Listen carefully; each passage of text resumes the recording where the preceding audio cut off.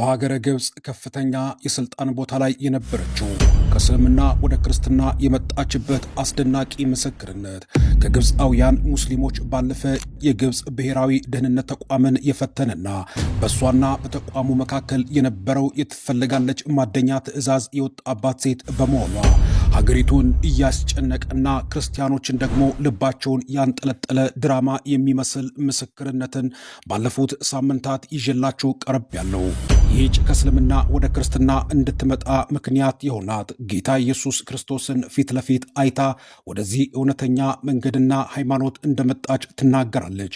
ቢሆንም ግን የመጣባት ስደትና መከራና ፈተና ግን ልትቋቋሙ ቀርቶ አይደለም ግብፅን ያናወጠ ክርስቲያኖችን ያስጨነቀ አክራሪ ሙስሊሞችን ደግሞ ያስቆጣና ያናደደ ተግባር ሆኖ ተገኝቷል። ቢሆንም የግብፅ ብሔራዊ ደህንነት ተቋም እሷን ያገኘና የጠቆመ ሰው ከፍተኛ ወረታ እንደሚከፍል እንዲሁም ደብቆ የተገኘ ክርስቲያንና ገዳም ቢሆን በሀገሪቱ ሕግ መሰረት ከፍተኛ ቅጣት እንደሚቀጣ ትዕዛዝ አውጥቷል። ይህ ድራማ የሚመስል ማሳደድና ድብብቆሽ በመጨረሻም እግዚአብሔር ተመልክቶ የሰጠው ውሳኔ ምን የሚሆን ይመስላችኋል? ይህች ሴት ፈተናና መከራውን መቋቋም ሲያቅታት ወደ ቀደመው እምነቷ ትመለስ ይሆን? አሊያስ ፈተናውን መከራውን ደግሞ ተቋቁማ የሚመጣባትን ቅጣትን ትቀበል ይሆን? አስገራሚና ልብን አንጠልጣይ የሆነው ብዙ ሰዎች በጉጉትና በእንባ የተከታተሉት ይህ ምስክርነትን ዛሬ ይዤላችሁ ቀርብ ያለው። ለዚህ ቻናል አዲስ የሆናችሁ ሰብስክራይብ በማድረግ መረጃዎች ደግሞ ሲለቀቁ ፈጥነው እንዲደርሷችሁ የደወል ምልክቷን በመጫን ላይክና ሼር በማድረግ አብራችሁኝ እንድትቆዩ የምጋብዛችሁ ሙልጌታ ስዩም ነኝ። በልቤ ስጸልይ እጅግ ያልጠበቅኩት አስደንጋጭ ድምፅ ከሰማይ ሰማሁ። ደነገጥኩኝ። አንድ ተልእኮ አለሽ የሚል ድምፅ ሰማሁ። ማመን አልቻልኩም። ነገር ግን ያው መልስ ዳግም ተሰማኝ። ወደ ላይ ወደ ሰማይ እንኳን ቀና ብዬ መመልከት አልቻልኩም ነበር። አንድ ተልእኮ አለሽ አለኝ በድጋሜ። እኔም ተገርሜ እኔን ነው ጌታ ሆይ አልኩኝ። ለሦስተኛ ጊዜ ይኸው ድምፅ ሰማሁት። አዎ አንድ ተልእኮ አለሽ። ተረጋጊ፣ በጽንዓት ቁሚ፣ አትቸኩይ፣ በነገሮችም አትደናገጪ አለኝ። ሰላምና መረጋጋት በውስጥ የሰፈነ። እግዚአብሔር ሆይ ሁለመናዬ ያንተ ነው፣ እንደ አንተ ፈቃድ እንጂ እንደኔ አይሁንብኝ። ለምትፈልገኝ ዓላማ ሁሉ ይኸው ተጠቀምብኝ። ምንም ነገር አልፈልግም። የምፈልገው ከአንተ ጋር መሆን ብቻ ነው። ገና ከመጀመሪያው ምን ያክል እንደምትወደኝ ተረድቻለሁ። እኔም የምትወደኝን ያክል እወድህ ዘንድ እሻለሁ። አንተን ማገልገል እንዴት ያለ ክብር ነው!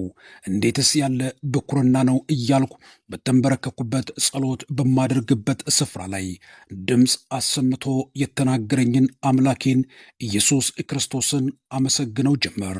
አሁን ከዚህ በኋላ ነው የኔ የናህድ ማህሙድ ሙትዋሊ ሕይወትና ኑሮ የተቀየረው። በግብፅ ክርስቲያን ሆኖ መኖር ቢቻልም ግን ከእስልምና ወደ ክርስትና የመጡ ሰዎች የገቡበትን መከራና የማይወጡበትን ፈተናን በታሪክም በዓይኔም ተመልክቻለሁ። እኔ ደግሞ ከታላቅ ቤተሰብ የመጣሁኝ ያውም ደግሞ በግብፅ ውስጥ ታላቅ የሥራ ኃላፊነትና ስልጣን ያስኩኝ ሴት ነኝ።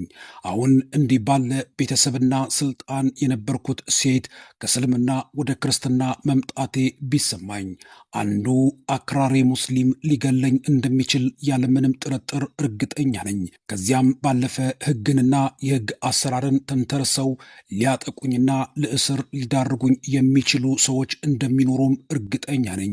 እንዲህ ባለ ፈተና ውስጥና ከባድ በሆነ አገር ውስጥ እየኖርኩኝ ነው።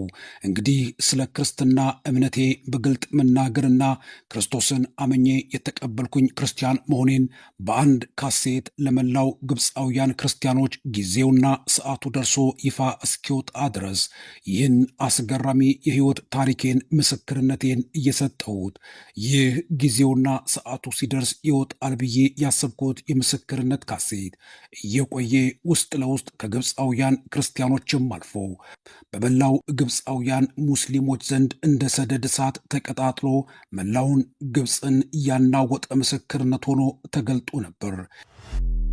ይህ የሰጠሁት ምስክርነት ግብፅን እያናወጠና እያስጨነቀ እንደሆነ ያወቅኩት አንድ ቀን ነው። ይህንን ቀኑን አስታውሰዋለሁ። አንድ ቀን የተከራየሁበት የቤቱ አከራይ የክፍሌን የመጥሪያ ደወል ደወለችልኝ። ወደ ውስጥ እንድትዘልቅ ስጋብዛት በኢየሱስ ክርስቶስ አምና ክርስቲያን ስለሆነችው ሙስሊም ሴት ሰምተሻል? ስሟ ናህድ ማህሙድ ሙትዋሌ ይባላል አለችኝ። እኔ ናህድ መሆኔን አላወቀችም። ይህ ካሴት ግብፃውያን ዘንድ እንደደረሰ ከዚህች ሴት ንግግር ነበር እያወቅኩት። እኔም በፍርሃት ተውጬ ስለ እርሷ መስማቴን ነገርኳት።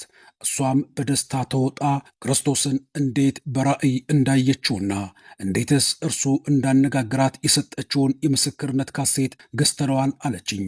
ታዲያ አመንሻት ስል ጠየቅኳት። አዎ ያለ ጥርጥር ያንን የመሰለ የስልጣን የትምህርት ደረጃ ያላት ያንን ከመሰለ ታላቅ ቤተሰብ የተወለደች ሴት እንዴት